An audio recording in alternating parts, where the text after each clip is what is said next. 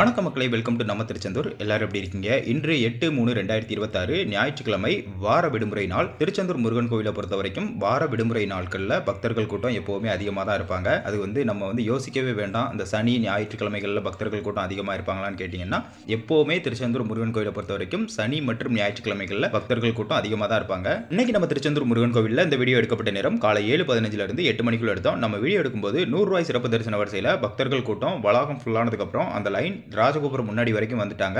இன்னும் பக்தர்கள் கூட்டம் வந்துகிட்டு தான் இருக்காங்க.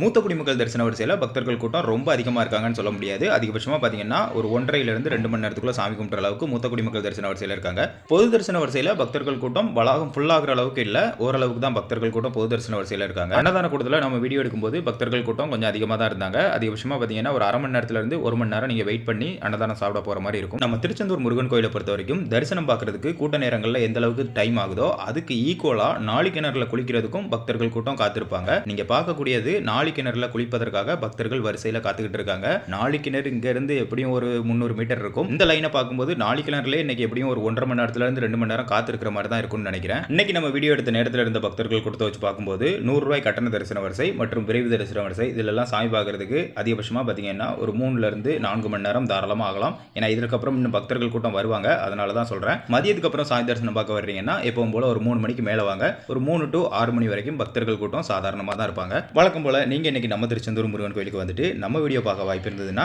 நீங்க இன்னைக்கு எப்போ சாமி பார்க்க உள்ள போனீங்க, எவ்வளவு நேரத்தில் சாமி பார்த்துட்டு வெளியே வந்தீங்க அப்படிங்கிறத மறக்காம ஒரு கமெண்ட் பண்ணிருங்க மக்களே. நேற்று நாம கடற்கரையில் துணிகளை கழட்டி போட்டு போறாங்க அப்படி நம்ம பண்ணாதீங்க அப்படின்னு சொல்லி ஒரு வீடியோ போட்டிருந்தோம். நிறைய பேர் ஆதரவு கொடுத்துருந்தீங்க, சப்போர்ட் பண்ணியிருந்தீங்க, நிறைய பேர் ஷேர் பண்ணியிருந்தீங்க. கண்டிப்பா நீங்க ஷேர் பண்றது, லைக்ஸ் வாங்குறது இதெல்லாம் 2வது பட்சம். நம்ம போட்ட வீடியோ ஒரு 4 பேருக்காவது ரீச் ஆகி நம்மளால ஒரு 4 பேராவது இனிமே அந்த விஷயங்களை பண்ணாம இருப்பாங்க அப்படின்னா அதுதான் நம்ம போட்ட வீடியோக்கு கிடைக்கக்கூடிய ஒரு மிகப்பெரிய வெற்றி. செந்தூர் சக்கரவர்த்தி வாழக்கூடிய இந்த புனிதமான கடற்கரை பகுதியை பேணி பாதுகாக்க வேண்டியதுல அரசுக்கு எந்த அளவுக்கு கடமை இருக்கோ அதை விட அதிகமா அவருடைய பக்தர்களாகிய நமக்கு கடமை இருக்கு மக்களே. சோ அரசு அது பண்ணல இது பண்ணலங்கிறத தாண்டி நம்ம முருகப்பெருமான் இருக்கக்கூடிய கடற்கரை ஸ்தலமான இந்த திருச்செந்தூர் முருகன் கோயில் கடற்கரையை நாம சுத்தமா வச்சுப்போம் அப்படிங்கிறத இன்னையில இருந்தாவது ஒரு உறுதிமொழி எடுத்துப்போம். இனிமையாவது இந்த மாதிரி ஆடைகளை கழட்டி போட மாட்டீங்கன்னு நான் உண்மையா நம்புற மக்களே.